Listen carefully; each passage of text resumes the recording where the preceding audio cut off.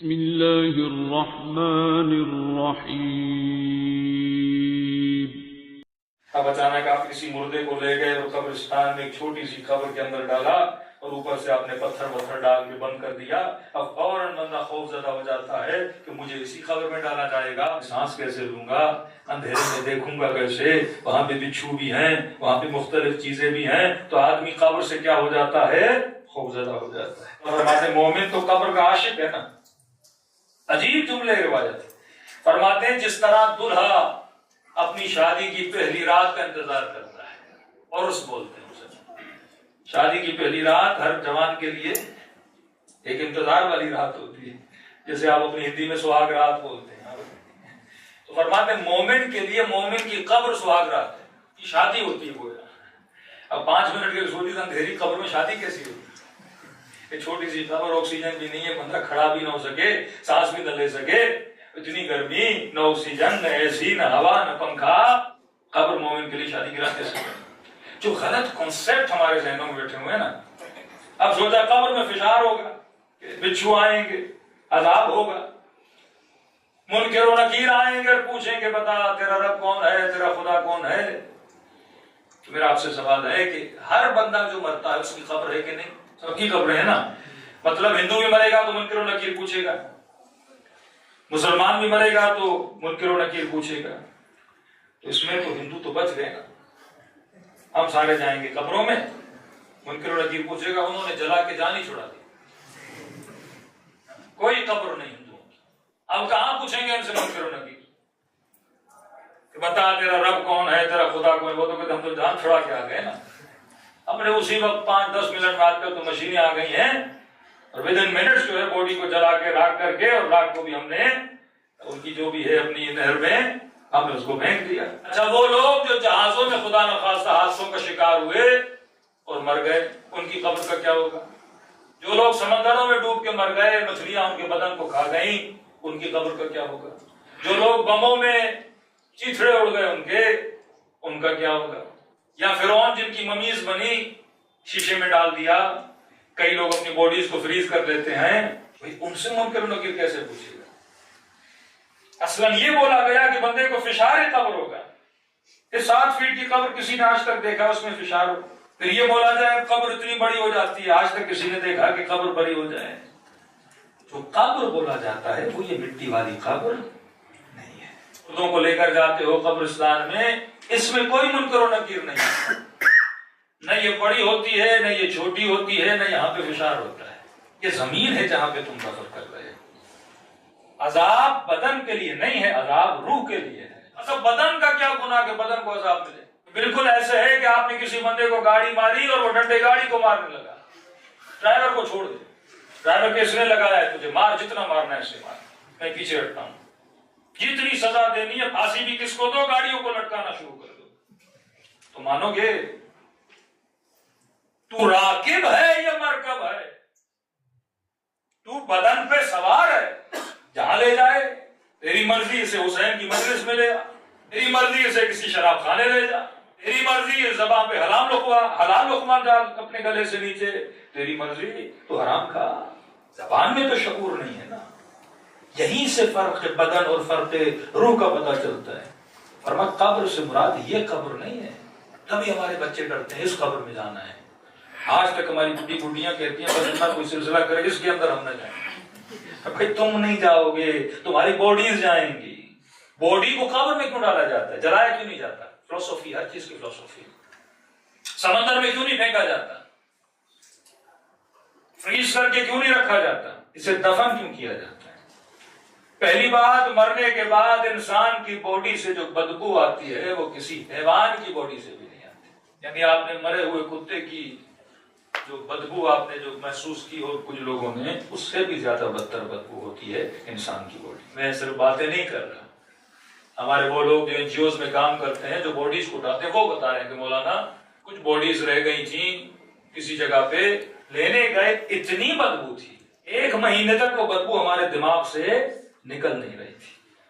امیر المومنین کا جملہ سن، اولہ نطفہ وآخرہ جیفہ، ابتدا بھی تیرا گندا ترین نطفہ، نجس، انتہا مردہ، ایک لاشا، بدبودار لاشا، عزیز سے عزیز ترین آدمی ہو، ابھی بہت بڑا مولانا ہے، مر جائے گا ایسی بدبو آئے گی، لوگ کہیں گے جلدی پھینک کے آ جاؤ اسے۔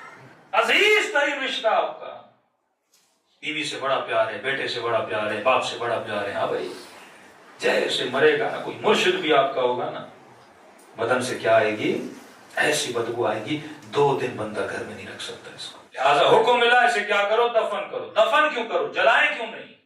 دریا میں کیوں نہ پھینکیں؟ اللہ کا قانون ہے کہ ہر شے اپنے اصل کی طرف پلٹ کے جاتی ہے۔ اللہ کا قانون یاد رکھیے، جو چیز جس چیز سے بنی ہے وہ چیز وہیں پہ پلٹ کے چلی جاتی ہے۔ باڈی کہاں سے بنی؟ مٹی سے بنی۔ اب آپ کہیں مولانا مٹی سے نہیں بنی، نطفے سے بنی، خون سے بنی۔ خون کس چیز سے بنا؟ اصل کی طرف جاؤ نا۔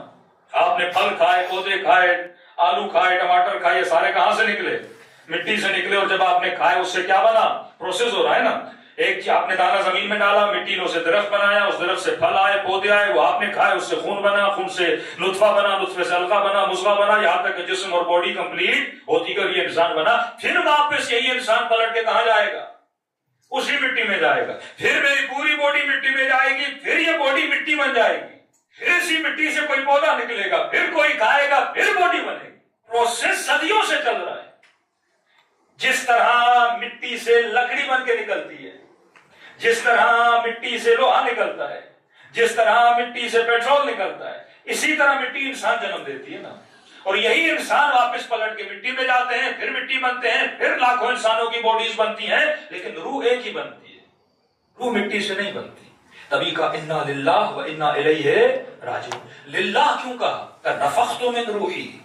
جب یہ بچہ 4 مہینے کا ہوا تو خدا کہتا ہے میں نے اپنی روح سے پھونک ماری، سمجھو ہم سب روح واحد تھے، یعنی عالم ملکوت میں ایک روح تھی، اور جب متعدد بدن بنے، ملٹیپل باڈیز بنی، تو یہ روح پھونک اللہ نے پھونکی، اور متعدد بدنوں میں ذرہ ذرہ ارواح کا چلتا گیا اور ایک انسان متشکل ہوا۔ پھر واپس یہ روحیں کہاں پر جائیں گی؟ جہاں سے آئی تھیں وہیں پہ پلٹ کے جائیں گی۔ یعنی جسم جہاں سے بنا تھا اسی مٹی میں جائے گا، اور روح جہاں سے آئی تھی وہیں پہ پلٹ کے چلی جائے گی۔ آسان کر کے سمجھو، آپ ہاتھ میں ایک بال لیجئے، یہ میرے ہاتھ میں بال ہے، میں بال زمین پہ ماروں گا، واپس کہاں آئے گی؟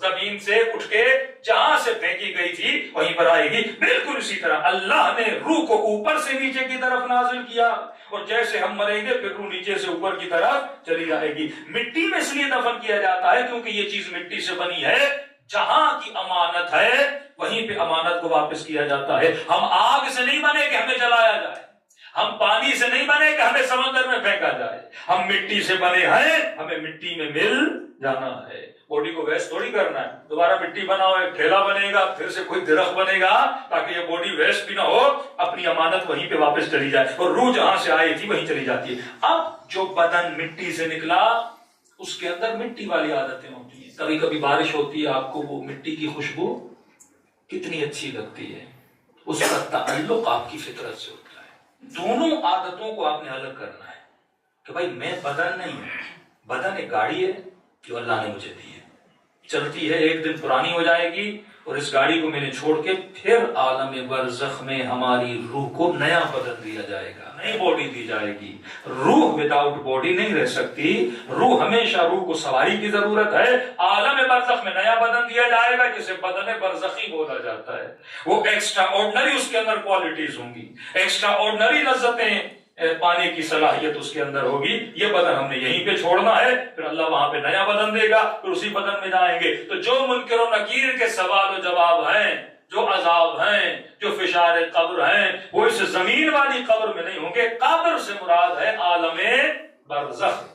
بندے کو جلا دو یا جہاز میں اڑا دو یا بم سے ختم کر دو، برزخ تو اس کی آنی ہی آنی ہے۔ جیسے بدن سے روح نکلے گی ودن سیکنڈز اور ودن منٹس یہ عالم برزخ میں منتقل ہو جائے گا، ٹرانسفر کر دیا جائے گا، اور وہاں پہ سے سوال کیے جائیں گے کہ بتا تیرا رب کون ہے، تیرا امام کون ہے، اور اس کی گردن میں کفن ڈالا جائے گا۔ کیوں گنہگار کی گردن میں جو اس کا نام اعمال ہاتھ سے لکھ کے ڈالا جائے گا، تو نے کتنے گناہ کیے، تو نے کتنے ثواب کیے، اتنا اس کا وزن بھاری ہوگا کہ گنہگار کی گویا گردن ٹوٹنے کے نام پر آئے گی۔ تو میں نے کہا بھائی ہندو تو بچ گئے، ہندوؤں کا کفن نہیں ہوتا، مسیحی تو تو پورے فل سوٹ میں جائیں گے، پینٹ شرٹ پہن کے ٹائی لگا کے، ان کا کفن کون سا ہوگا؟ تو یہ ٹائی فل سوٹ جو دنیا کی چیزیں ہیں وہ دنیا میں رہ جائیں گی، اور ساری چیزیں کہاں پر جائیں گی؟ عالم برزخ میں۔ ہو سکتا ہے آپ کے ذہن میں سوال جنم لے مولانا، پھر کفن پہ زیارت عاشورہ کیوں لکھتے ہیں؟ پھر وہاں پہ خاک شفا کیوں رکھتے ہیں؟ اس کا صرف ایک ظاہری اثر ہے، جس طرح آپ یہاں پہ عمل کرتے ہو، نماز یہاں پڑھتے ہو، چیزیں وہاں بنتی ہیں، اس کا اثر ہوتا ہے آپ کی روح پر، کیونکہ خاک شفا باعث شفا ہے۔ جس طرح آپ کا بدن بیمار ہوتا ہے، روح کو بھی تکلیف ہوتی ہے، اسی طرح بدن کے ساتھ رکھتے ہو ایک دعا کی نسبت ہے، دعا کی نسبت آپ کے روح کو اوپر کیا کرتی ہے؟ اثرات کرتی ہے۔ مطلب ملک الموت جب اس کے روح کو ریسیو کرنے آئیں گے تو نگاہ بدن پہ بھی تو ڈالیں گے نا، وہاں سے اس کے بدن کو دیکھیں گے، وہاں پہ مثلاً خاک شفا پڑی ہے، وہاں پہ بدن کو دیکھیں گے، بدن غسل کے ساتھ پڑا ہوا ہے، وہاں پہ بدن کو دیکھیں گے، جامع کبیرہ لکھی ہوئی ہے، وہاں پہ بدن کو دیکھیں گے، زیارت عاشورہ لکھی ہوئی ہے۔ اور اگر بندہ ولی خدا ہے، دیکھیے یہ بھی کمال ہے کہ خدا اس کے بدن کو نشانی بنا دیتا ہے۔ کیا بناتا ہے؟ نشانی۔ اللہ بولتے ہیں نا، نوح کی کشتی نشانی بن گئی، کہا کہ ہم فرعون کو نشانی بنا دیں گے، نشانی عبرت، کہ دنیا دیکھے ہم نے اس کو کیسے تباہ کیا۔ آیت اللہ ابو الحسن اصفہانی جن کی قولوے کی خبر پہ آپ جائیں گے، مشہد میں نخودہ کی قبر ہے، ایسے چند کئی علماء ہیں کہ 300 سال کے بعد جب قبر کھدی تو جسم ویسے کا ایسا تھا۔ کہتے ہیں جس بندے نے اس دنیا میں اس بدن سے گناہ نہیں کیا، خدا زمین کو اجازت بھی نہیں دیتا وہ اس بدن کو کھائے، اس بدن کو عالمین کے لیے نشانی بنا دے۔